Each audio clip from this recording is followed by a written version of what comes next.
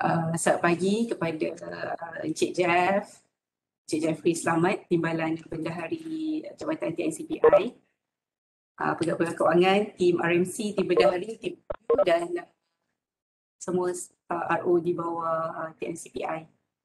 Jadi hari ini kita ada sesi taklimat berkaitan skim bantuan bayaran caj pemprosesan artikel bagi jurnal berindeks dana pengukuhan penyelidikan. Dan sebelum sesi dimulakan, saya nak beri sedikit penerangan lah. Di sepanjang sesi ini, semasa sesi ini berlangsung, Google Form akan dibuka pada pukul 11 pagi, di mana Google Form tersebut mengandungi soalan ICES berkaitan taklimat lah. Jadi tanpa melengahkan masa, saya serahkan kepada Cik Jeff untuk sesi. Silakan Cik Jeff.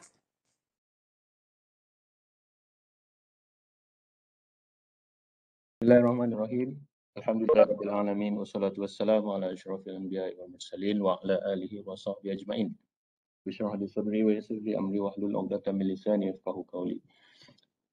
Pertama sekali terima kasih kepada pengurusi majlis Puan Khaira, dan saya ucapkan terima kasih kepada semua para hadirin yang bagi Prof Matia, pensyarah-pensyarah, rakan-rakan pentadbir dan semua hadirin yang sudi meluangkan masa untuk bersama-sama dalam taklimat kita yang insya-Allah ringkaslah pada pagi ini. Dan juga saya ucapkan terima kasih kepada urus setia yang telah mengaturkan program pada pagi ini. Pertama sekali saya nak minta maaf kepada semua sebab sebenarnya kita telah jadualkan taklimat ni lebih awal, iaitu pada April yang lepas, tapi walau bagaimanapun disebabkan masalah yang tidak dapat dielakkan, jadi kita terpaksa tangguhkanlah, dan insya-Allah hari ini kita boleh, saya berharap hari ini kita boleh merungkaikanlah apa-apa juga pertanyaan ataupun kemusykilan, terutamanya dari segi implementasi bantuan bayaran APC yang telah diperkenalkan oleh Jabatan TNCPI ini. Untuk makluman semua, garis panduan ini telah diedarkan kepada semua tu PTJ lah pada 16 bulan 3 yang lepas. Kita buat secara email, dan since then kita dapat banyak pertanyaan, terutamanya dari segi pelaksanaan oleh rakan-rakan RO kita dan pentadbir-pentadbir di fakulti lah, bagaimana untuk melaksanakan bayaran ini.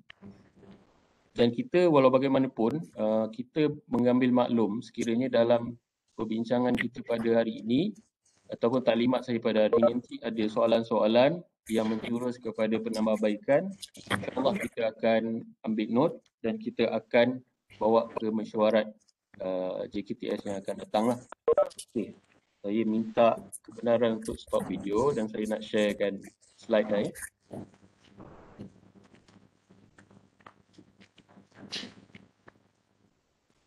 Okey. Untuk taklimat pada hari ini, kita akan sedikit sebanyak berkongsi lah berkenaan dengan pertamanya latar belakang garis panduan tersebut. Bagaimanakah kronologi garis panduan itu diwujudkan. Dan yang kedua, saya nak berkongsi berkenaan dengan garis panduan itu sendiri dari segi kandungannya, catat ahli proses, senarai semak, dan juga bagaimana pelaksanaan proses tuntutan bayaran. Dan kemudian kita akan ada sesi Q&A lah, insya-Allah nanti. Okay, untuk kita berbincang berkenaan bantuan APC ini, saya rasa sangat baik untuk kita tengok kronologi dia dulu. Kita tahu asal dia kan, bagaimana bayaran bantuan APC ini diterbitkan oleh Jabatan TNCPI. Sebenarnya ia bertitik tolak dari tahun 2019 lagi. Di mana dalam mesyuarat JKTS PNI bilangan 5 2019 ada satu kertas kerja yang telah dibawa oleh Fakulti Engineering lah yang dinamakan FP Goal. Dan kertas kerja ini menjurus kepada pemberian insentif penerbitan jurnal berindeks, yang telah dibincangkan dan telah diluluskan oleh mesyuarat JKTS bilangan 5 2019 dan Jabatan TNCPI telah mengeluarkan surat kelulusan pada 23 Januari 2020. Kemudian Jabatan TNCPI juga menerima beberapa lagi kertas kerja kali ini yang menjurus betul-betul kepada bantuan bayaran APC. Yang pertama saya kira adalah daripada Fakulti Sains yang dikemukakan dalam mesyuarat JKTS bilangan 4 2020 menggunakan dana pengukuhan, dan ini telah diluluskan pada 1 Oktober 2020. Kemudian ada beberapa fakulti lagi telah memajukan kertas kerja untuk bayaran bantuan APC ini, iaitu FTIR dan juga FSSH, iaitu pada mesyuarat JKTS bilangan 5 2020. Namun begitu, mesyuarat mengambil keputusan untuk menangguhkan kelulusan kedua-dua permohonan ini, dan mesyuarat berpendapat kena ada satu garis panduan yang standard lah perlu diwujudkan supaya ia boleh digunakan bukan sahaja oleh fakulti tetapi untuk semua PTJ lain yang menerima dana pengukuhan. Dan akhirnya pada Januari Februari, mesyuarat JKTS bilangan 1 2021, iaitu pada Februari 2021, draft garis panduan telah dibentangkan dan kemudian dibincangkan oleh mesyuarat JKTS dan diluluskan dengan sedikit pindaan. Antara isu-isu yang dibincangkan adalah berkenaan dengan open access journal, yang mana dimaklumkan dalam mesyuarat tersebut ada kecenderungan untuk penyidik UTM menerbitkan dalam jurnal berbayar, sedangkan ada platform jurnal yang open journal yang tidak perlu berbayar. Dan isu berkaitan dengan author ataupun first author dan juga corresponding author juga dibincangkan dalam mesyuarat tersebut. Okey, saya nak beralih seterusnya kepada kandungan garis panduan itu sendiri. Okey, yang pertama adalah objektif. Kenapa garis panduan ini diwujudkan adalah untuk menggalakkan dan memberi motivasi kepada penyelidik untuk menerbitkan jurnal berindeks dalam Q1 dan Q2 yang diiktiraf oleh WOS, Web of Science dan Scopus saja. Sebab itu ini adalah tujuannya untuk memberi kita lonjakan jugalah dalam markah Maira kita, yang seterusnya membantu meringankan beban kewangan kepada penyelidik yang berjaya menghasilkan penerbitan yang berkualiti. Kita memahami bahawa usaha menerbitkan penerbitan yang berkualiti ini bukan satu kerja yang mudah lah. Jadi untuk menerbitkannya, untuk bayar processing charge sebenarnya kepada jurnal tersebut juga kadang-kadang merupakan beban di mana ada penyelidik yang tidak mempunyai baki peruntukan projek penyelidikan dan sebagainya. Jadi ini boleh jadi sebagai satu medium untuk membantu meringankan beban kewangan penyelidik tersebut. Dan seterusnya macam saya inform tadi, untuk meningkatkan pencapaian kita dalam KAI untuk penerbitan jurnal berindeks dan seterusnya memberi markah Maira kepada kita lah. Yang terakhir adalah mengoptimumkan penggunaan dana pengukuhan penyidikan selari dengan sasaran yang ditetapkan dan tujuan penghadiah dana. Untuk makluman semua, dana pengukuhan penyelidikan ini kita memang beri kepada fakulti, high COE, COE dan juga institut. Digunakan untuk 5 inisiatif pengukuhan penyelidikan dan inovasi yang merangkumi income generation, penyelidikan dan salah satunya adalah penerbitan itu sendiri. Jadi kita juga dapati bahawa dana pengukuhan lately ni adalah ada slow sikit perbelanjaannya, terutama pada 2020 yang lepas kita ada ambil balik daripada PTJ-PTJ yang dapat because of perbelanjaan tidak mencapai 80% seperti yang ditetapkan. Jadi saya fikir mesyuarat berpendapat bahawa ini adalah mungkin salah satu inisiatif yang boleh dijalankan menggunakan dana pengukuhan tersebut. Seterusnya kita beralih kepada syarat permohonan. Yang pertama, ia dibuka kepada penyelidik yang daftar di bawah SDRG dan MDRG, Single Discipline Research Group dan juga Multidiscipline Research Group. Pemohon hanya boleh membuat sekali permohonan untuk satu artikel saja dalam tempoh 1 tahun agian peruntukan. Ini kerana agian peruntukan yang diberi kepada PTJ-PTJ penerima tersebut agak terhad Jadi mesyuarat menetapkan supaya hanya sekali dalam masa setahun sekali sajalah tuntutan boleh dibuat. Pemohon tidak boleh membuat tuntutan berganda untuk artikel yang sama dalam skim bantuan APC yang lain. Jadi semua sedia maklum, pada 3 Februari 2021, RMC telah hantar melalui email R&D Net Group berkenaan dengan had bayaran APC baharu tahun 2021. Dan apa yang ada di RMC ni adalah bayaran APC, Article Processing Charge, boleh menggunakan baki duit penyelidikan. Tapi sekiranya tidak ada duit penyelidikan, itulah datang kita punya skim bantuan APC menggunakan dana pengukuhan yang kita rasa boleh menjadi complementary kepada apa yang telah ditetapkan oleh RMC.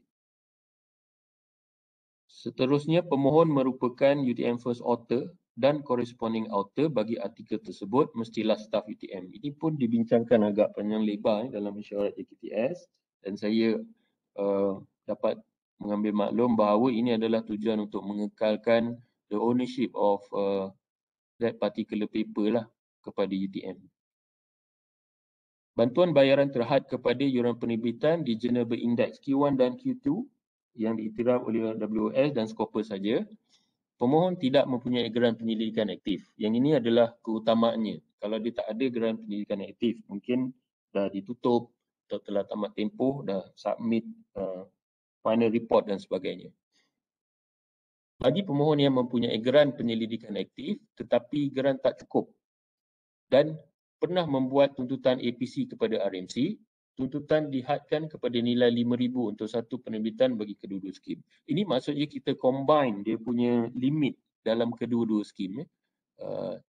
For instance, tuntutan yang nak dibawa oleh penyelidik katakanlah RM3,000, baki peruntukan projek yang ada hanya RM2,000. So untuk menampung kekurangan RM1,000 tu, bolehlah menggunakan skim APC yang kita dan yang menggunakan tabung dana pengukuhan di setiap PTJ. Oleh itu, RMC bertanggungjawab untuk memberi maklum balas kepada PTJ mengenai status tuntutan pemohon di bawah tuntutan APC.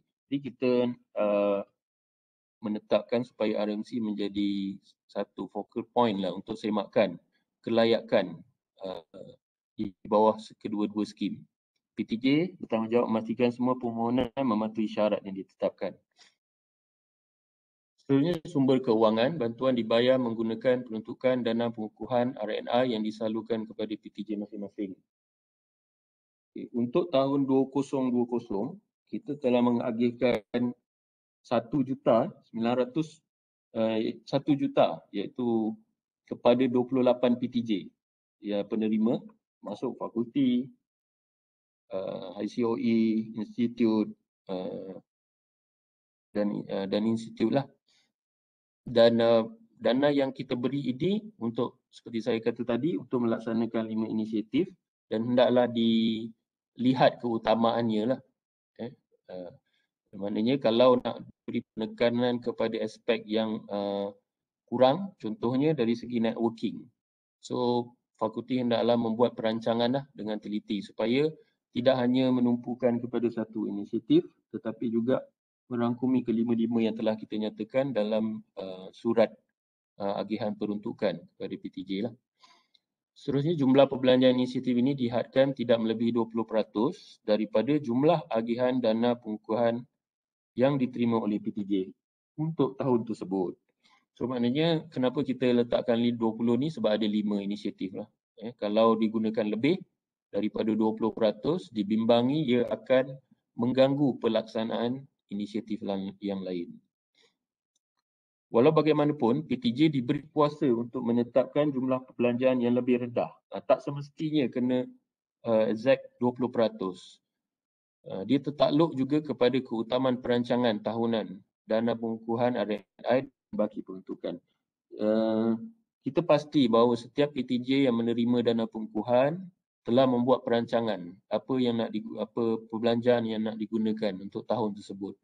Jadi kita beri kebebasan sekiranya didapati bahawa ada inisiatif yang lebih penting dan penerbitan ini mungkin dah banyak orang ada grant, mungkin tak banyak digunakan, boleh tetapkan kurang daripada 20%. Let's say dana pengukuhan dapat 100,000, tidak semestinya kena gunakan 20,000 untuk bayaran APC ini. Boleh tetapkan 10,000 dan nilai di bawah daripada 20,000. Itu terpulang kepada pihak penerima dana dan terpulang kepada perancangan tahunan mereka. Sekiranya perbelanjaan melebihi had yang ditetapkan, iaitu 20%, kalau lebih daripada itu, dia adalah di bawah tanggungan pihak PTJ sendiri. Maknanya nanti kita tak bayarlah. Mungkin peruntukan tahun hadapan kita tengok balik macam mana kalau PTJ melebihi dari 20% yang ditetapkan. Sebenarnya kuantumnya adalah untuk Q1 dan Q2, maksimum jumlah bantu maksimum adalah 1,500, bagi penerbitan lain-lain Geneva Index adalah RM500. Kita dapat maklum juga bahawa amount ini mungkin most probably tidak cukup lah untuk jurnal-jurnal tertentu. Tapi kita ambil maklum juga bahawa ini adalah cuma bantuan lah, bantuan yang diberikan untuk menanggung sedikit sebanyak kos, meringankan beban tadi mesti kita tengok di tujuan tadi tu. Okay, kaedah tuntutannya dilaksanakan secara bayaran balik. Maknanya researcher akan bayar dahulu dan claim kemudian, dan berdasarkan prinsip first come first serve. Ini kerana macam saya inform tadi, peruntukannya terhad. Jadi siapa yang claim dahulu, dia dapat dululah.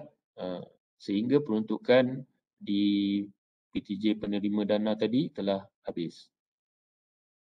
Pemohon perlu mengemukakan tuntutan dalam tempoh 3 bulan dari tarikh pembayaran yuran penerbitan. Ini sama seperti apa yang dipraktikkan di Jabatan Bendahari, tuntutan tidak boleh melebihi tempoh 3 bulan dari tarikh ia dibayar. Antara dokumen tuntutan yang perlu dikemukakan adalah seperti berikut: bukti penerimaan penerbitan artikel dari Geneva Index, resit asal pembayaran. Jika tak ada resit, telah dibayar dengan kad kredit, berikan salinan penyata kad kredit atau penyata bank sekiranya membuat pindahan bayaran kepada jurnal tersebut, dan salinan penuh artikel yang diterbitkan. Saya akan share nanti dalam takdimat ni ada contoh-contoh dokumen bukti penerimaan, resit asal dan sebagainya. Yang terakhir adalah PTJ bertanggungjawab memastikan semua tuntutan mematuhi peraturan yang ditetapkan dalam garis panduan ini. Garis panduan kita ni agak brief sebenarnya kepada, ini adalah untuk memberi sedikit idea kepada researcher bagaimana nak claim dan kepada pentadbir-pentadbir di center, fakulti, institut bagaimana nak menguruskannya lah. Seterusnya, untuk memudahkan kita memahami bagaimana aliran proses tuntutan ini dibuat, ini saya letakkan sedikit catat alih lah bagaimana dari mula hingga selesai lah proses tersebut. Yang pertama, di fakulti, institut, COE atau PTJ itu akan menerima permohonan bayaran APC dari pemohon. Kemudian apa yang perlu dilaksanakan adalah semak butir-butir pemohon dan dokumen sokongan yang disertakan. Sekiranya tidak lengkap, pulangkan kepada pemohon. Apa dokumen yang perlu disertakan, nanti di bawah saya akan sharekan dia punya checklist. Checklist tu bolehlah digunakan untuk proses tuntutan ni. Jadi tidaklah dia akan pergi balik, reject dan sebagainya. Kalau tak cukup dokumen atau butir-butir pemohon tidak lengkap, pulangkan semula kepada pemohon untuk dilengkapkan dan dia akan hantar baliklah kepada pihak PTJ. Sekiranya lengkap, PTJ hendaklah mengemukakan permohonan beserta dokumen-dokumen tersebut untuk semakkan Sekretariat RU di alamat email seperti yang tertera di situ. Puan Cik Amira pun ada bersama kita, nanti mungkin dia boleh, kalau ada pertanyaan dia boleh bantu untuk jawab. Dokumen-dokumen ni, kemukakan permohonan ni adalah melalui email saja, tak perlu hard copy lah. Sebab di RMC nanti dia dah biasa proses APC ni. Jadi dia ada satu database lah, saya boleh cakap dia ada satu daftar lah tentang permohonan yang pernah diproses sebelum ini. Okey, setelah dihantar ke Sekretariat RU pula akan menyemak kelayakan, status tuntutan terdahulu dan dokumen sokongan yang dikemukakan, dan mereka akan rekodkan permohonan itu. Sekiranya tak lengkap, Sekretariat RU pun akan pulang balik kepada fakulti, bukan terus kepada pemohon, dan fakulti pulangkan kepada pemohon lah untuk dilengkapkan sekiranya lah. So ada dua level semakan di situ, satu di PTJ dan satu lagi di Sekretariat RU RMC. Sekiranya ya semua lengkap, Sekretariat RU akan hantar email untuk memaklumkan kelayakan kepada fakulti di situ atau yang pemohon tadi, bukan pemohon, PTJ pemohon tadi, melalui email lah, maklumkan secara email, dan di fakulti, institut atau COE daftarkan tuntutan di UTM-FIL bersama juga sertakan juga email daripada Sekretariat RU ini dan hantar ke unit bayaran di Jabatan Bendahari. Sebelum pelaksanaan ini kita ada berbincang dengan pejabat bendahari juga, unit bayaran dan juga Sekretariat RU untuk membincangkan bagaimana kaedah pelaksanaan ini lah. Perkara-perkara ini telah dipersetujui. Okey. Ini adalah senarai semak yang boleh digunakan untuk memastikan tuntutan yang dikemukakan di Jabatan Bendahari khususnya lengkap dan tidak ada masalah untuk proses. Sebenarnya senarai semak ni agak panjang, tapi kalau perasan situ nombor bil 1 lepas tu nombor 7 tu kan. Yang lain-lain saya skip lah. Yang lain-lain tu adalah tuntutan bayaran wang balik lah, perjalanan dan sebagainya. Saya skip, saya letakkan bayaran charge pemprosesan artikel saja. So bukti pertama kena ada nombor siri pembayaran UTM-FIN lah. Dan di UTM-FIN tu boleh pilih bayaran balik wang dalam sistem UTM-FIN. Kemudian dokumennya adalah bukti penerimaan, penerbitan artikel dari jurnal berindeks tersebut, resit asal pembayaran, salinan muka depan artikel, maklumat pengesahan dari Sekretariat RU RMC. Ini penting untuk mengesahkan bahawa tuntutan tersebut layak dibayar dan tidak bertindan dengan skim APC yang telah yang di RMC. So kita nak mengelakkan, insyaAllah tidak berlaku lah. Researcher buat claim 2 kali, digunakan wang penyelidikan, gunakan duit penyelidikan pun diklaim, dan gunakan dana pengukuhan pun claim. Kita nak mengelakkan itulah. Dan seterusnya lampiran bukti Q1, Q2 dan sebagainya dalam Web of Science atau Scopus. Saya share sikit yang ini yang telah kita dapatlah di Jabatan Bendahari dan telah diminta pengesahan oleh TNCPI. Bendahari minta kita sahkan lah ini boleh ataupun tidak. Ini adalah contoh bukti penerimaan penerbitan artikel. Dia ada email daripada jurnal tersebut lah. Contohnya dalam bentuk email saja. Kemudian ini adalah resit bayaran yang telah dibayar oleh penyedia tersebut. Kemudian ini adalah email daripada Sekretariat RU mengesahkan bahawa sebelum ini pemohon tiada rekod permohonan APC menggunakan geran penyelidikan. Jadi dia bolehlah dibenarkan membuat tuntutan tersebut. Macam saya kata tadi, email ini adalah tujuannya untuk mengelakkan double claim dibuat untuk tuntutan untuk kertas kerja yang sama.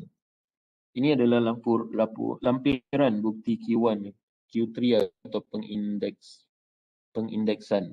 Kita nampak kat situ dia ada tulis quartile in kategori Q3 untuk Web of Science.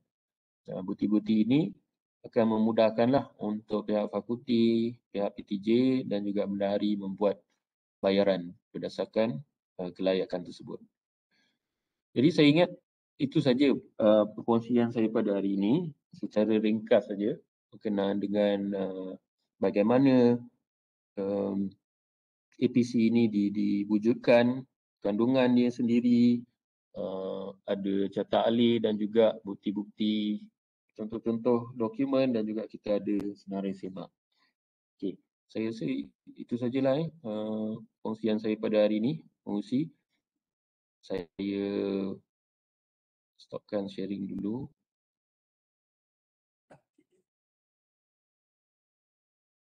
Okey, jadi seperti mana seperti mana awal yang saya inform tadi, kita bukalah kepada sesi pertanyaan untuk semua lah. Sekiranya ada kemusykilan berkenaan dengan bayaran APC ini. Saya jemput yang bagi Prof Madia, tuan-tuan dan puan-puan mentadbir sekalian, sekiranya ada kemusykilan. Assalamualaikum. Assalamualaikum. Waalaikumsalam. Saya Hazrina daripada FABU. Ada sedikit soalan lah berkenaan dengan APC. Kebiasaannya kalau jurnal-jurnal open access ni kita tahu dia punya cost dia more than 5K. Jadi ada tak cara di mana pembayaran, contohnya kita ada co-authors daripada universiti lain yang juga mungkin ada certain limit untuk APC kan? Mungkin ada cara untuk kita thinking that macam mungkin kita boleh combine dana yang ada untuk menampung kos keseluruhan lah. Tetapi satu isu dia adalah receipt itu nanti dengan charges yang biasa kita bayar kepada kepada publisher tu adalah skala one off. Contohnya kita kata 5K lah. Dan mungkin itu dibayar oleh salah seorang daripada co-authors, which is bukan nama kita yang memohon, yang membayar. Jadi ada tak cara, mudah cara untuk urusan tersebut? Terima kasih. Okey, terima kasih Dr. Apa tu, maksudnya di sini adalah kosnya mahal, jadi dia tak cukup lah untuk peruntukan claim tu dan nak claim di universiti lain juga. Gitu kalau saya dapat pick up Betul-betul. Ya, sebab kalau kita tahu universiti lain pun dia ada juga bantuan untuk APC dan limit dia mungkin ceiling dia pun tak tinggi juga. Jadi kalau kita bahas untuk combine cost tu, tapi mungkin ada isu in terms of claim lah nanti. Itu yang saya nampak mungkin Cik Jeffrey boleh ulas. Terima kasih. Maksudnya invoice tu nanti satu dah digunakan, di tempat lain dah tak boleh gunakan lagi kan? Ya, betul. Okey, untuk tuntutan UTM, kita memang boleh buat tuntutan separuh gunakan dan geran penyidikan dan separuh lagi boleh gunakan dana inilah. Untuk kita terima invoice yang dihantarkan dengan syarat tadi ada kontrol di pihak Sekretariat RU lah. Untuk di universiti lain, bagi saya itu adalah terpulang kepada bagaimana mereka melaksanakan lah. Tapi selalunya kita kalau di RMC tuntutan itu dikemukakan secara online kan, di mana dia scan dulu invoice tu, dan so invoice tu nanti boleh digunakan juga untuk claim di bawah dana pengukuhan ini.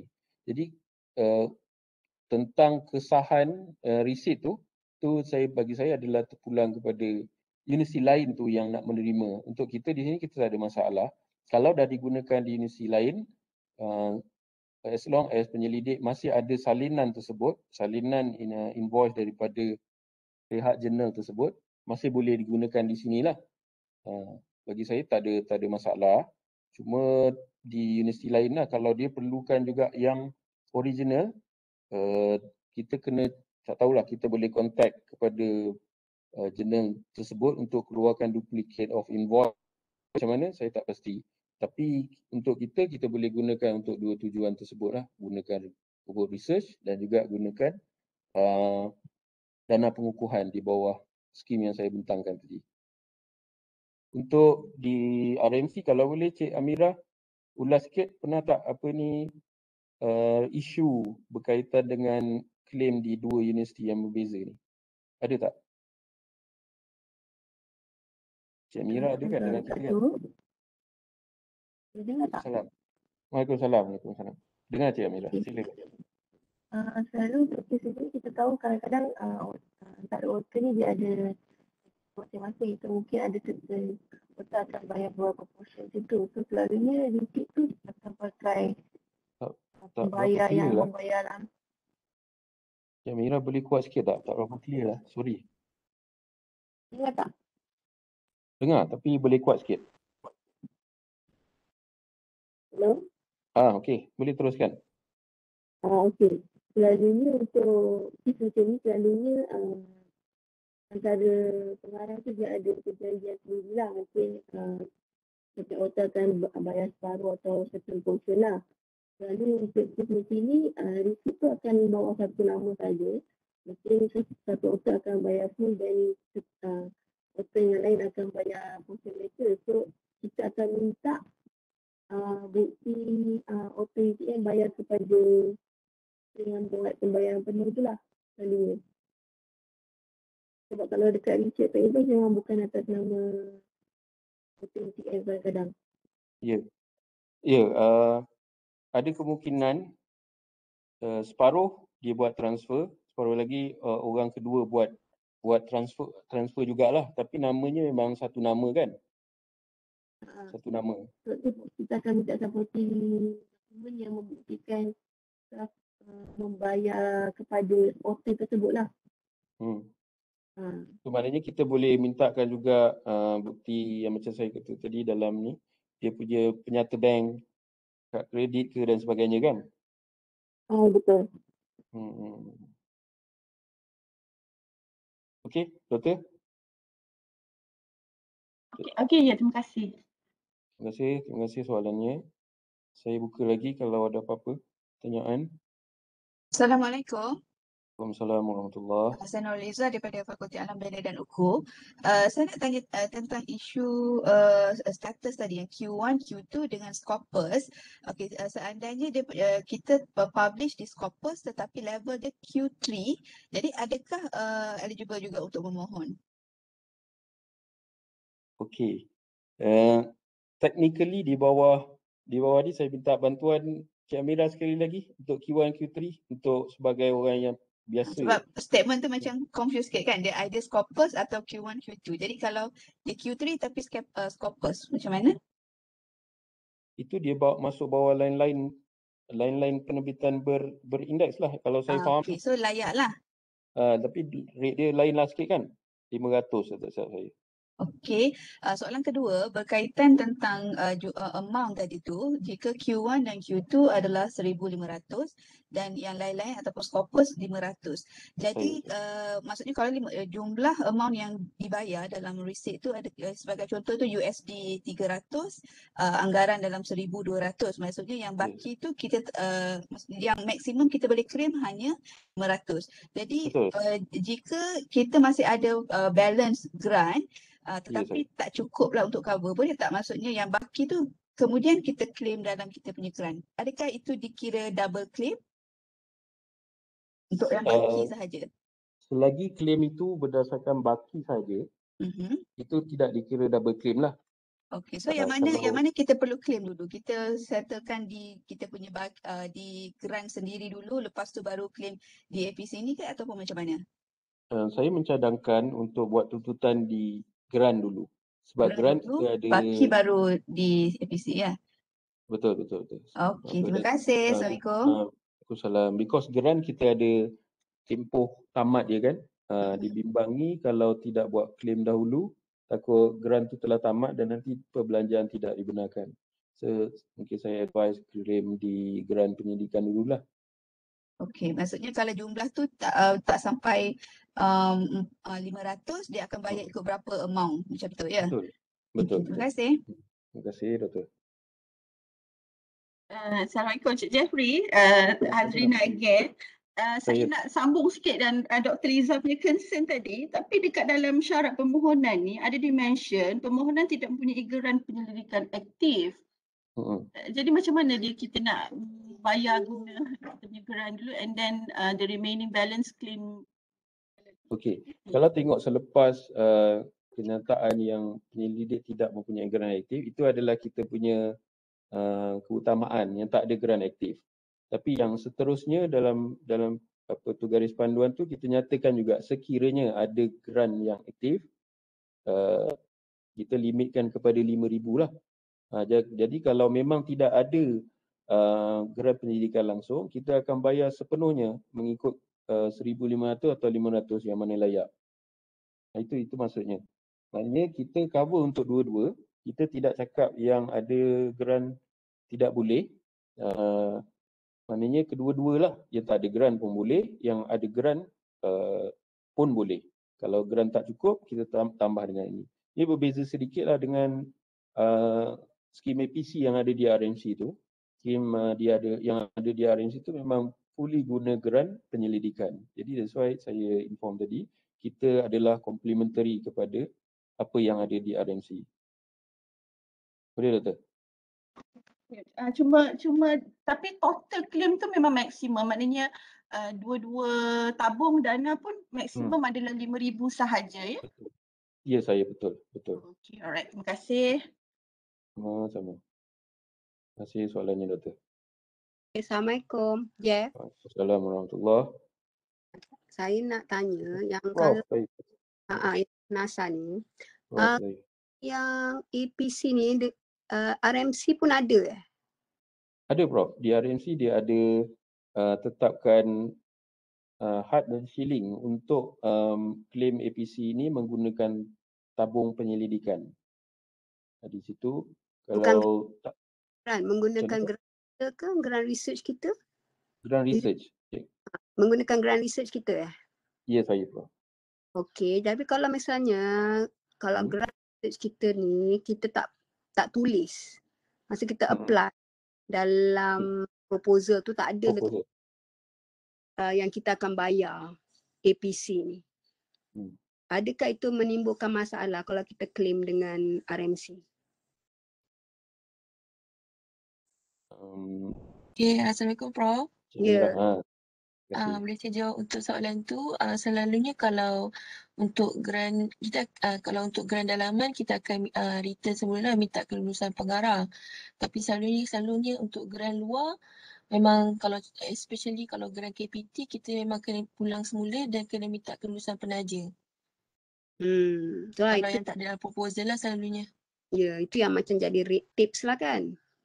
Minta pula ke penaja tu banyak makan masa lah. Jadi alternatif dia ialah APC bawah PTJ. Betul ke Cik Jeff? Yang guna dana pengukuhan Prof. Betul. Okay. So ini bawah TNCPI juga kan? RMC betul. TNCPI juga. Ya. So kita keliru lah tentang Okey Prof.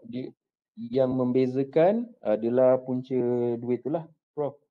Untuk yang RMC tu guna grant, tapi yang untuk kita ni dana pengukuhan yang kita beri kepada fakulti, institut, ICOE, COE, masing-masing ada dia punya ni lah peruntukan dan boleh gunakan peruntukan itu 20% daripada total yang kita beri pada tahun 2020. Okey, tapi saya keliru yang maksimum tu Cik Jeff. Macam kalau Cik Jeff ni boleh 1,500 sahaja. Maksimum. Betul kan? Betul Prof. Contohnya boleh sampai 5,000 kan? Okey Prof. Contohnya bayaran yang kena dibayar tu saya ambil senario pertama dia di bawah daripada 5,000 lah Contohnya 4,000 dan duit yang ada dalam grant memang cukup bayar 4,000 jadi tak perlulah gunakan skim APC bawah TNCPI ni. Tapi sekiranya baki duit grant tak cukup 4,000, katakan ada 2,500 dan boleh guna 2,500 daripada projek, 1,500 boleh guna skim yang saya bintangkan tadi. Dia boleh guna dua. Itu kita tak kira sebagai tuntutan berganda lah. Sekiranya misalnya claim dekat RMC tu 5,000, kita claim dapat 1,500. Boleh macam tu? Tak boleh Prof. Dia combine dua-dua 5,000. Combine dua-dua 5,000. Combine dua-dua 5,000 kan? Ya betul. Betul memang sekarang ni 8,000 semua sebab dia Swiss. Betul.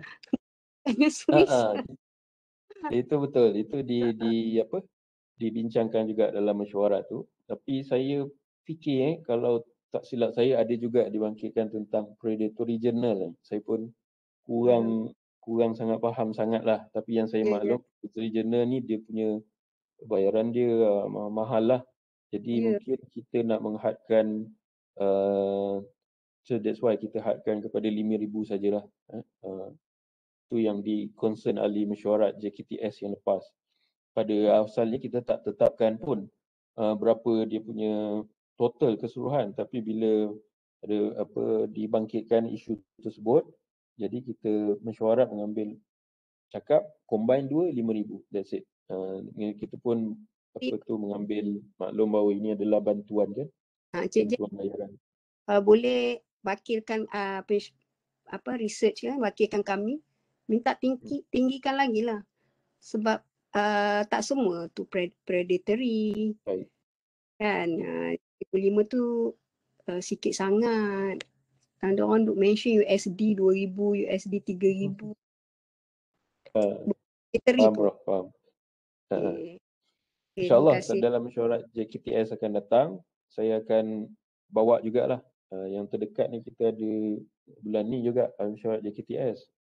Saya akan maklumkanlah kepada mesyuarat bahawa ada cadangan supaya dinaikkan. Sebabnya sekarang itu macam itu dia punya cara. Sekarang ni diorang pergi ke arah APC sekarang, jena-jena. Baik. Nampaknya ramai yang bersetuju dengan Prof. Saya memang kena bawa lah. So, saya minta urus setia rekodkan cadangan ini. Saya akan bangkitkan dalam mesyuarat JKTS akan datang. Tengok macam mana lah. Ya, tak semua cakap dengan mesyuarat, tak semua jena tu predatory. Jadi jangan salah sangka. Baik, Okay. Prof. Baik. Terima kasih. Terima kasih banyak atas cadangannya, Prof. Terima kasih. Saya jemput. Terima kasih Cik Amirah bantu untuk jawapan tadi. Ya, terima kasih Cik Amirah. Tak kenal pun Cik Amirah siapa. Dia belakang tabir saja, Prof. Selalu. Pegawai penerbitan Prof. RMC. Pegawai penerbitan RMC ke? Di sekretariat. Dia adalah RO, pegawai penyelidik. Oh. Tak maaf, tak kenal Cik Amirah. Tak apa, Prof. Baik, mungkin dari segi pelaksanaan ada rakan-rakan di fakulti ataupun arwah-arwah di institut. Cik Jeff. Saya. Boleh? Ya, saya Prof. Okey, Zulkarnain daripada IVAD. Okey. Saya tak berapa tangkap tadi. Katakan artikel tu dia lebih pada 5,000. Katakan 6,000 kan? Ya, saya. 5,000 claim daripada research, 1,000 lagi boleh claim daripada APC tak? Ataupun mana-mana sumber lain tu lah. Tidak boleh, Prof. Memang kedua-duanya ni dihadkan 5,000 saja. Maknanya yang balance tu bayar sendirilah. Betul, Prof. Setakat ini itulah itu yang saya cakap tadi. Saya pun sokong lah. Maksudnya kebanyakannya lebih. Melainkan kita dapat diskaun lah. So sekarang ni kita ada masalah nak top up tu je lah. So kena fikirkan macam tu. Maksudnya kalau APC tu boleh support some of it, then okay lah, kita boleh bayar, kita boleh completekan the payment. Walaupun you know single author pun okay, ambil single receipt pun okay lah tu. Cuma kita kena tanggung lah yang balance, maksud saya. So tak boleh lah maknanya 5,000 je lah, whatever it is. Ya, Prof. Setakat ini itulah combine limit untuk kedua-dua skim ini. Tapi nanti dalam mesyuarat JKTS, saya rasa Prof pun mungkin hadir lah dalam mesyuarat JKTS tu kan sebagai pengarah institut. Tak ada. Kan? Dia bukan combine limit lah. Maksudnya gini, dia maksudnya bila campur dua dia tu dia tak lebih dari 5,000. Gitu senang. Betul lah? Betul, sekarang ni macam tu, Prof. Okey, faham. Okey, tak apalah kalau Thank you, Jeff. Zul, Thank you, Prof.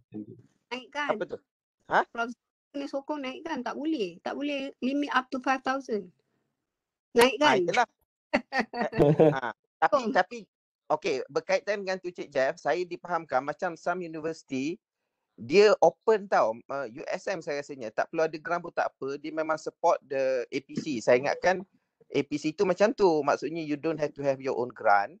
You can just apply, it's like a pool grant ataupun central grant. Saya ingatkan macam tu. Tu yang saya attend meeting ni. Rupanya dia mesti dah diagihkan melalui pengukuhan. Saya tak tahu IVAD dapat berapa ciput je.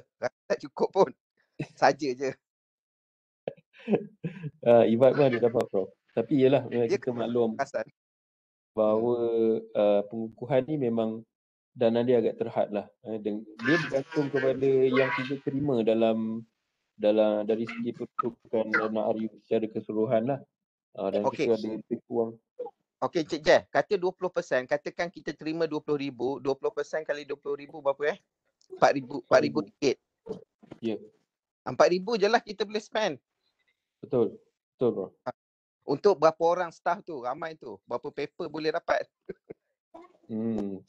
Itulah, tapi that's why dia punya keutamaan adalah yang tak ada grant lah dulu. Yang ada grant Prof boleh gunakan grant kalau cukup lah ikut B series dan sebagainya.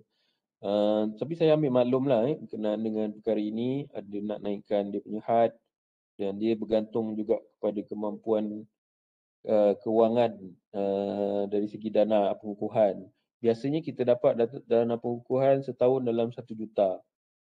Kalau kita dapat lebih dana RU, insyaAllah TNCPI boleh disburse lebih kepada PTJ. Tapi memandangkan semakin lama dana RU ni semakin berkurangan nilainya. Jadi setakat ini itu sajalah yang kita boleh beri. So 20% saya kira memang tak banyak lah.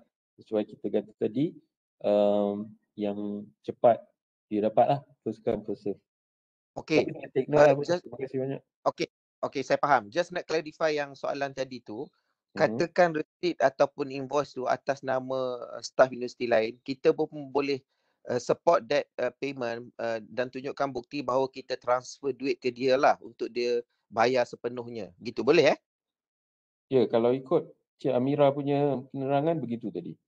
Okey. So at least we have ada cara lah. Maksudnya tak perlulah resit asal tu kena nama kita sedangkan orang lain yang bayar penuh kan. Macam tu maksud saya. Okay lah, that one helps a lot maybe, I think.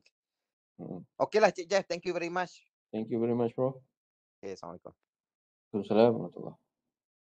Cik Jeff, saya Cheng boleh tanya sikit? Dr. Cheng, saya.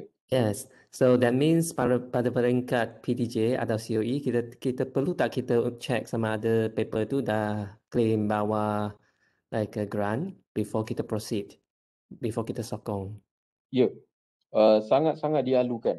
Sangat-sangat dialukan dan kalau itu tindakan yang boleh diambil oleh PTJ, sangat baiklah, tapi dia memerlukan kepada satu daftar atau database ke ataupun record ke untuk membuat semakan.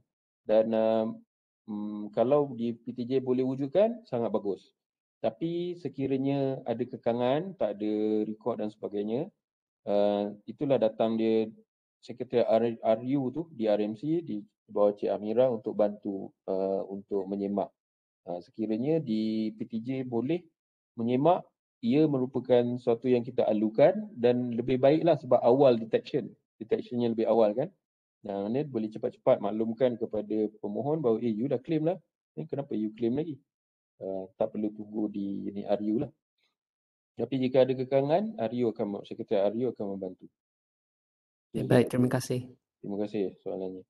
Sangat baiklah kalau boleh diwujudkan di PTJ masing-masing. Assalamualaikum. Cik. Waalaikumsalam Dr. Adi Syah. Ya.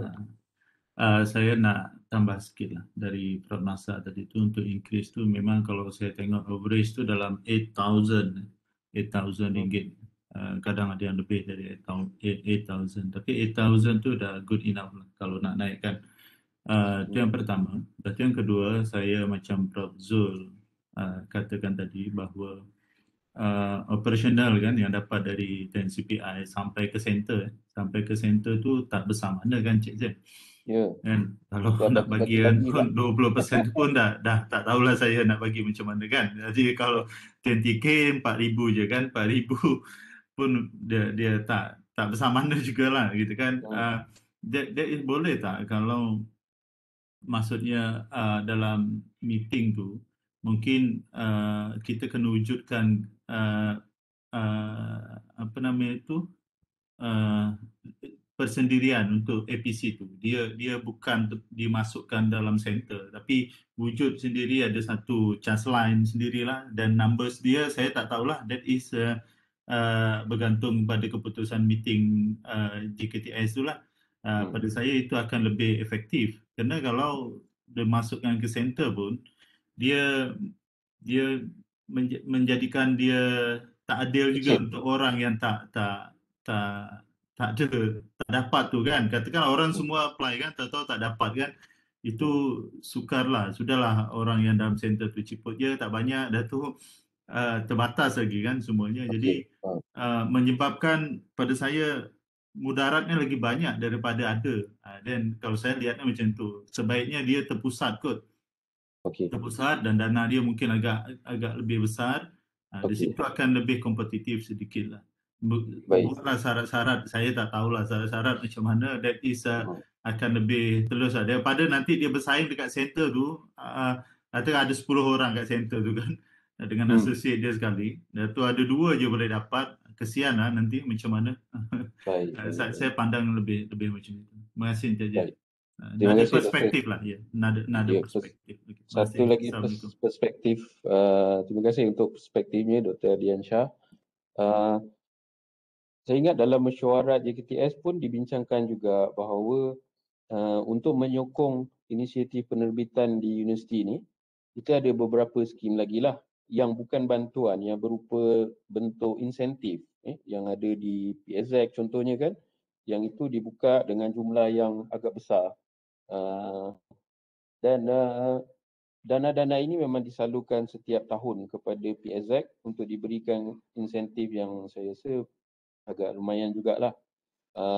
Dan bantuan APC ini sebenarnya adalah hanya complementary kepada bantuan-bantuan ataupun skim-skim yang telah sedia ada.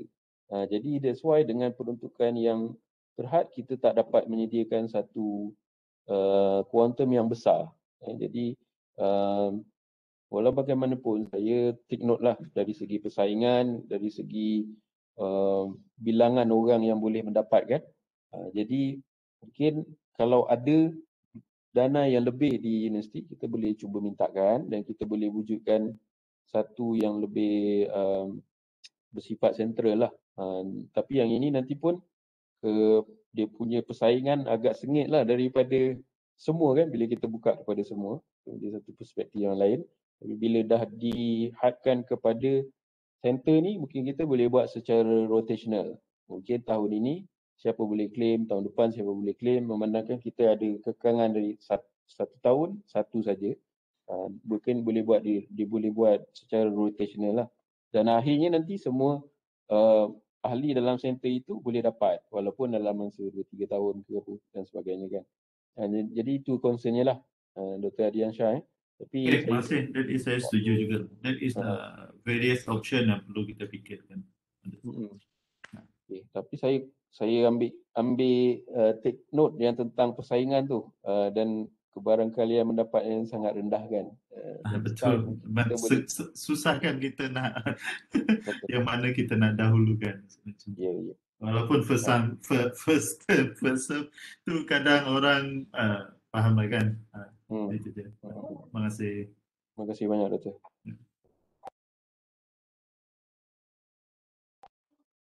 Okey. Baik, banyak juga soalan yang kita dapat dan mungkin memberi pencerahan lah kepada semua. Saya buka lagi sekiranya ada yang di-typekan ke? Okay, Assalamualaikum. Waalaikumsalam. Okey, saya Yusri. Saya nak tanya tentang, saya baru masuk dalam ni sebab saya buat meeting dengan student ni. Oh, Prof. Saya nak tanya tentang insentif untuk penerbitan kan, untuk especially untuk Q1, Q2 tu. Insentif penerbitan Q1 dan Q2 tu. Saya nampak tahun ni masih diteruskan lagi oleh, saya nampak daripada email daripada RMC membaru ni. Cuma saya nak tanya tentang masih lagi kita gunakan first come first serve tu ke? Maknanya siapa yang terbit awal dia akan dapat claim insentif lah. Maknanya siapa yang terbit lewat, contohnya paper dia ke bulan 11 dan 12, bergantung kepada peruntukan yang ada lah kan. Kalau dikatakan peruntukan masa tu dah habis, maknanya dia tak dapat untuk claim lah. Cuma saya tengok kat sini macam dari segi berlaku tidak macam tak fair untuk semua contribution paper lah. Sebab apa? Paper bukan kawalan kita kan untuk keluar tu. Kadang-kadang paper tu online dia keluar bulan 3. Tapi dia punya publication dia bulan 11. Dan dia bergantung kepada dia panggil WOS kan, yang ranking tu kan, untuk nak dapatkan bukti tu. Selagi tak ada keluar tu, selagi tu kita tak boleh dapat claim lah. Cuma saya nampak macam first come first serve tu macam tak berapa lah. tak berapa Sesuai. fair dan sesuai untuk contributor paper lah. Sebab apa, siapa yang paper bulan 12, kalau apa ni insentif dah habis, dia tak dapat lah. Tapi dia actually dia contribute apa ni university punya publication. Ya. Jadi saya dah rujuk pada RMC, dia kata masih lagi komiti gunakan first come first serve lah. Jadi saya tak nampak mungkin benda tu boleh dilihat balik. Jadi cadangan saya, kemungkinan untuk contohnya untuk insentif yang peruntukan untuk 2021 ni kan. 2021 ni patutnya 2021 ni dia berilah pada yang masih lagi belum dapat yang 2020. Sebab apa? Maknanya yang apa yang kita dapat peruntukan 2021 ni mungkin contribution orang yang 2020 dulu. Dia punya contribution tu menyebabkan kita dapat peruntukan 2021 ni. Itu saya punya cadangan saya. Ya. Betul. Terima kasih Prof. Dari segi contribution of marks memang betul lah. Sebab markah apa tu biasanya kita akan dapat peruntukan berdasarkan markah daripada tahun lepas lah. Ya. Saya rasa ini insentif yang bawa PSZ bayar tu kan, insentif. Ya, betul. Ya, betul. Kan? Ya. Kita pun sering mendapat pemakluman dari pihak PSZ bahawa dalam pipeline ni banyak lagi tapi duit dah tinggal sikit, kata dia. Jadi kan jadi saya pasti di pihak PSZ di situ dia ada kaedah lah bagaimana untuk meluluskan pembayaran bagi semua. Ya. Saya tak dapat mengulas lanjut berkenaan yang first come first serve tu. Walau bagaimanapun sebagai pemberi dana kepada PSZ untuk insentif ini, kita akan bincangkanlah di TNCPI bagaimana kaedah yang lebih fair lah kata untuk semua kan. Because yang terbit akhir tahun pun sayang bila duitnya dah habis. Kan mana dia tak boleh claim walaupun dia menyumbang kepada markah markah kita. I think bagus juga satu concern di situ. Tak perlu setia untuk rekodkan, nanti kita akan refer kepada PSZ macam mana dia boleh tak dia revise dia punya kaedah untuk kelulusan tu lah, kelulusan bayaran insentif ni. Bagaimana pula untuk mereka-mereka yang last terbit papernya towards the end of the year. InsyaAllah Prof, kita akan bincangkan lah. Saya tak dapat menjawab macam mana PSZ punya tu. Tapi kita akan bawakan. Okey, terima kasih. Assalamualaikum. Saya pernah tanya ke PSZ benda yang macam sebegitu. Itu jawapan PSZ tu dia siapa yang claim dulu dia akan dapat lah. Tapi yang claim belakangan tu dia akan dapat juga. Tapi tak tahu bila lah kan. Dia ikut pipeline tu. That is case macam saya jugalah. Saya claim sampai sekarang tak dapat. That is sudah mungkin dah setahun lebih dah kot. Maksudnya macam tu kan. Tak dapat. Tapi saya tak tahu bila dapat tu. Dia cakap akan possibility dapat. Tapi bila dapat tu tak tahu. That is PSZ jawapan dia macam tu lah. Yang doktor punya tu paper tahun 2020 Rasa saya 2019 ke 2020 macam tu lah. 2019 dapat.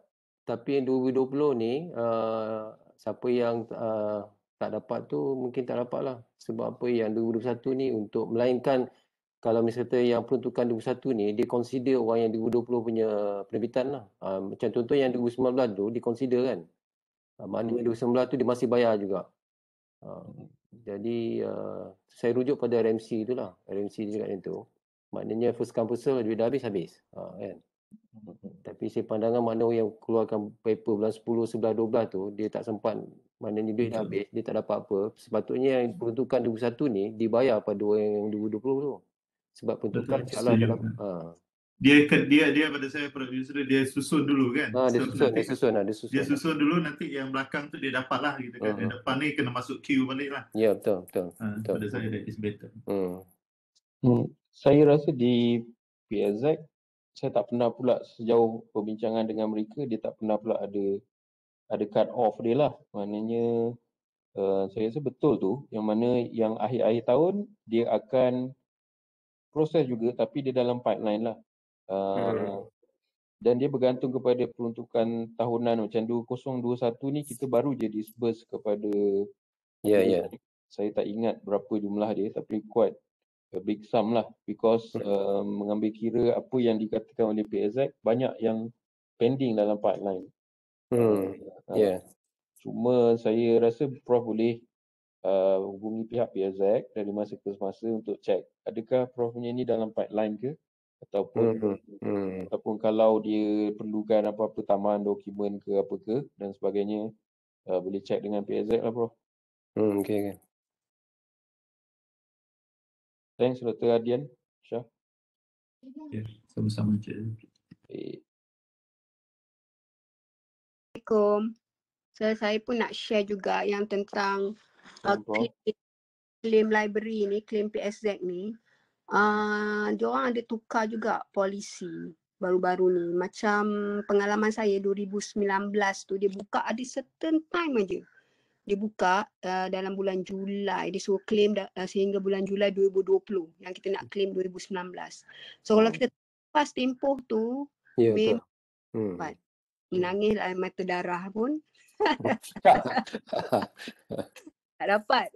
So ini betul. dan saya nampak ni dia ada baru ni bagi email 20 Jun. Ya betul. Itu kena hati-hati ni, dia bagi macam tempoh. So kalau kita dia kata 3 bulan. 3 bulan tu dia suruh ni daripada 22 Jun. So jangan terlepas. So kalau lepas 3 bulan ni tak adalah saya rasa. Dia masalah Prof Nasar, paper kita ada yang online tapi yang apa tu dia punya ranking tu tak keluar lagi. Contoh dia punya tarikh bulan 11 kan. Jadi selagi tak sampai bulan 11 dia tak keluar yang bukti tu, proof tu. Kita cuma boleh sertakan yang previous punya ranking kan, tapi yang terkini tak dapat sebab dia paper tu selagi tak publish dalam AWS dia tak keluar benda tu. Okay lah, itu je saya nak ingatkan tu kawan-kawan yang bila dia kata buka dan kena be very careful, alert. Kalau tidak lepas dia kan. Garang dah semua orang sekarang. Okey, terima kasih. Terima kasih Prof. Terima kasih. Apa tu? Yalah dia punya kekangan utama seperti mana kita tahu dia punya bajet lah kan. Bajet. Ya. Ada sedikit modification, ada sedikit alteration yang kena dibuat lah. Bagaimanapun kita mengharapkan lah untuk tahun-tahun akan datang kita masih dapat dana RU. Paling tidak pun kekalkan amount yang ada sekarang ataupun tambahlah. Dan itu pula bergantung kepada kemampuan kewangan kerajaan lah. Dan KPT setakat ini kita dimaklumkan masih mengekalkan lah RU. Tidak ada permakluman rasmi yang kita tak dapat. Tapi kuantumnya memang dimaklumkan untuk 5 tahun akan datang masih sama. Tapi sama dengan apa yang kita dapat iaitu 25 juta. Dan kalau tengok dulu masa kita mewah kita pernah dapat 80 juta untuk 2 tahun. 2 tahun 80, 160 juta 2 tahun.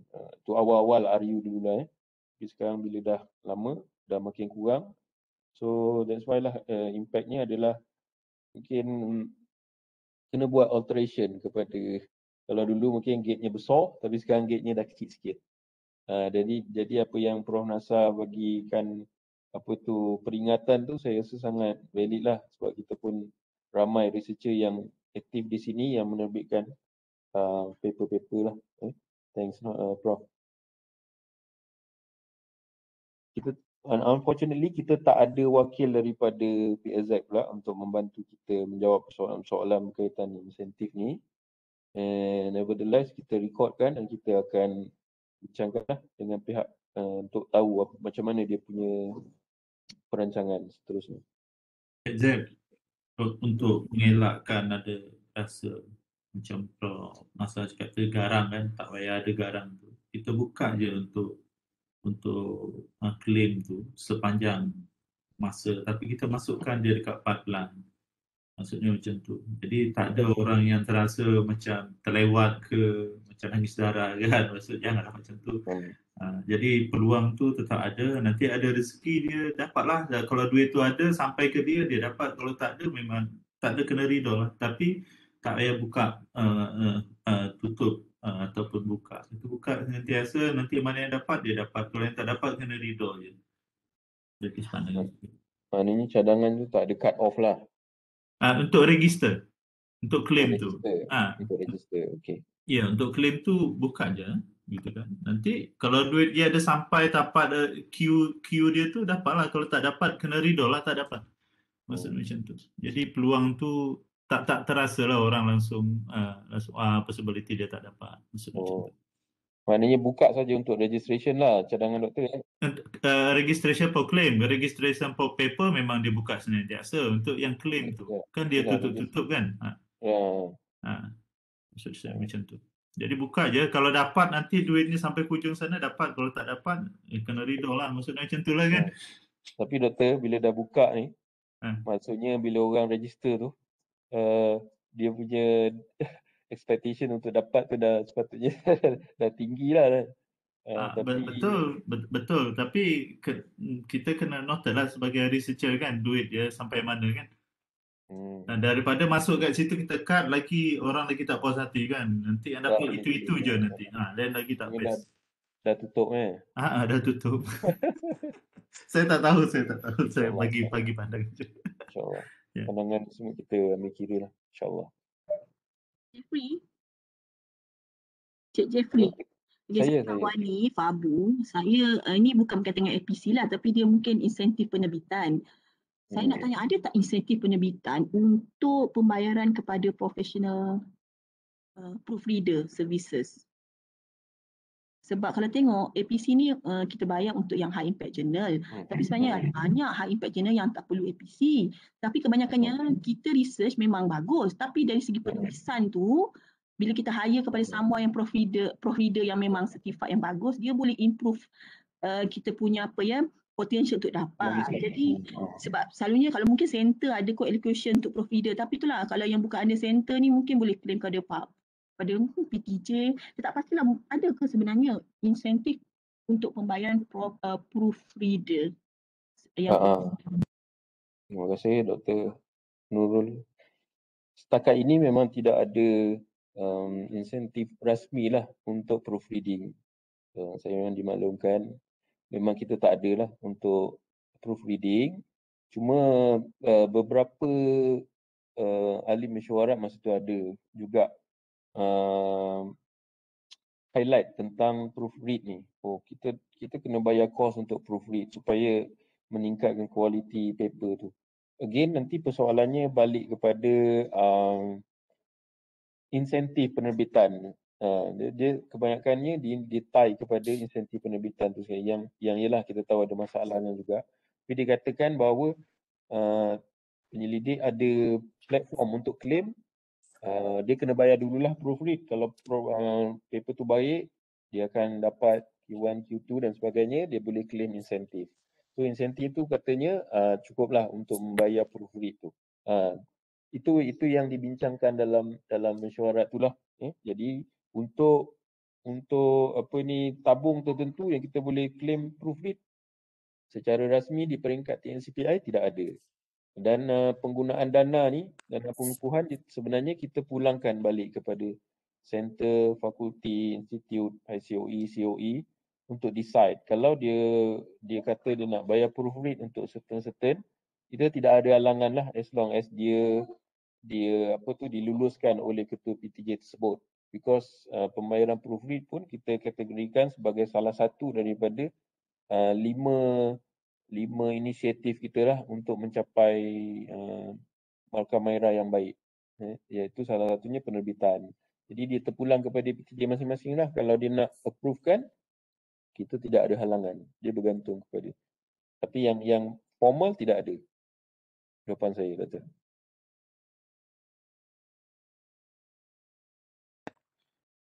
Cik Jeff, boleh saya komen? Boleh Prof, sila.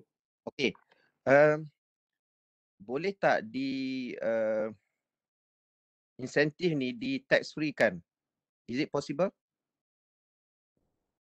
Tax free? Yes. Kita akan bayar Masuk itu kalau Cik Jeff kata kita guna duit untuk bayar apa proofread lah, bayar APC lah.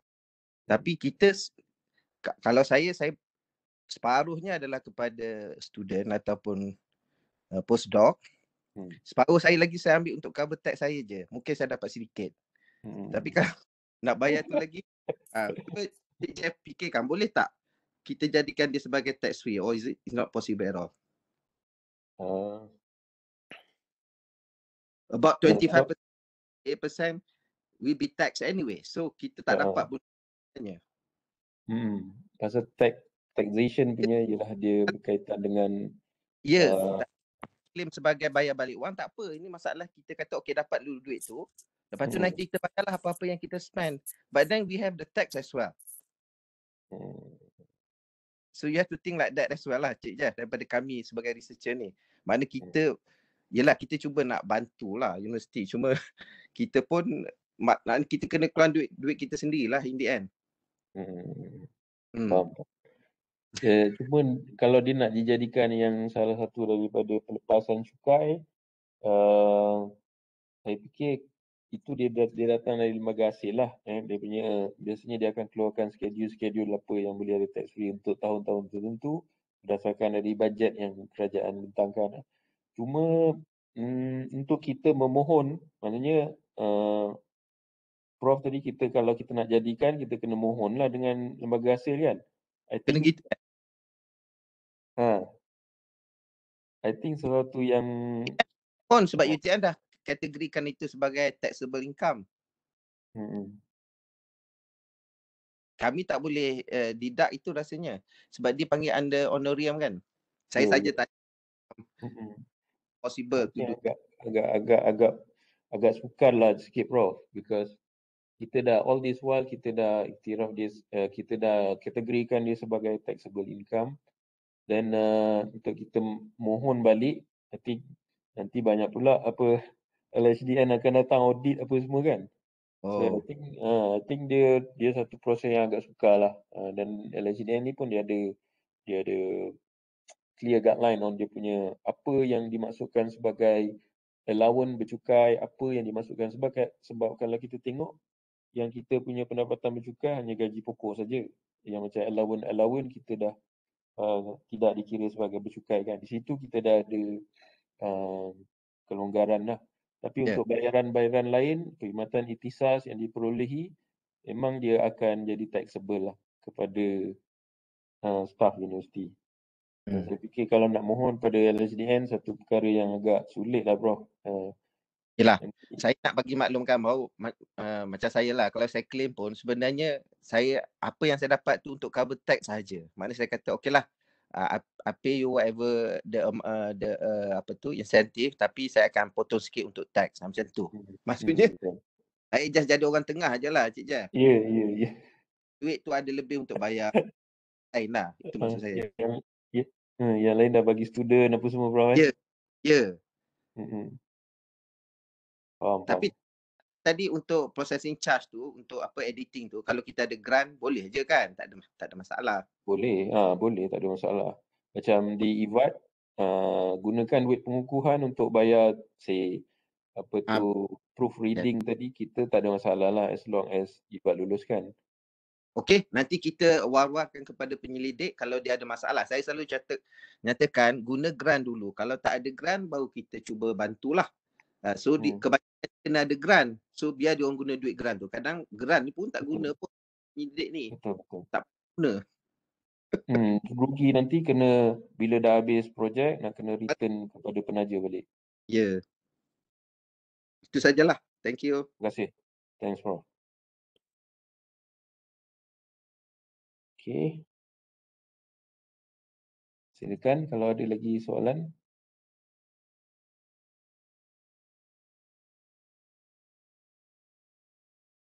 Itu ada jawapan daripada Amira berkenaan dengan tempoh 3 bulan. Contoh, library telah verify penerbitan pada 1 Julai 2021. Dalam masa 3 bulan, tuntutan insentif perlu dibuat dalam radis. Maknanya, verified penerbitan tu 3 bulan daripada mana akhir. Tempoh akhir dia adalah 30 September 2021. Contohnya begitulah. Ini tak valid, Encik Sam. Masalahnya untuk claim tu dia kadang ditutup. Jadi kalau hari tu saya dah submit yang baru kan, dia tutup, saya tak boleh claim.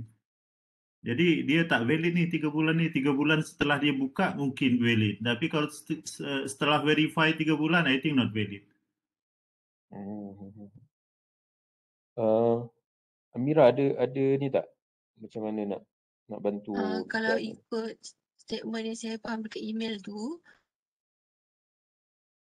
untuk ditutup. So ikut pernyataan yang diletakkan dalam email adalah 3 bulan selepas pendaftaran dibuka atau selepas penerbitan disahkan. Maksudnya kalau penerbitan dah disahkan masa ragis ditutup dan lepas dibuka, keadaan saya faham sekarang dah dibuka, dah boleh terus claim lah. Kalau ikut fahaman saya lah.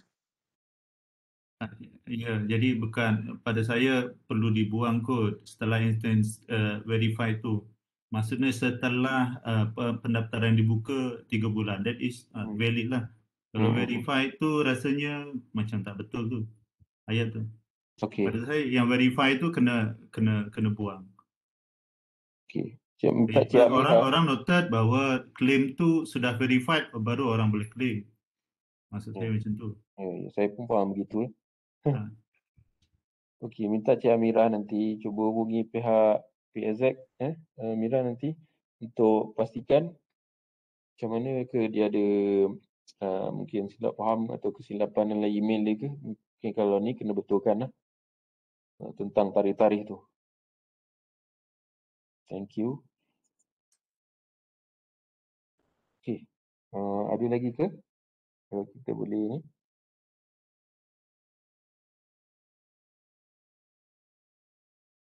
Kalau tak ada, saya berharap sesi kita pada pagi ini sedikit sebanyak dapat memberi idea lah kepada semua bagaimana kaedah pelaksanaannya dari segi proses kerja, cetak alih, dari segi borangnya, syaratnya dan sebagainya. Dan juga apa-apa input yang kita dapat, cadangan tadi, kita take note dan sebagainya saya akan bawa ke mesyuarat JKTS terutama untuk naikkan had.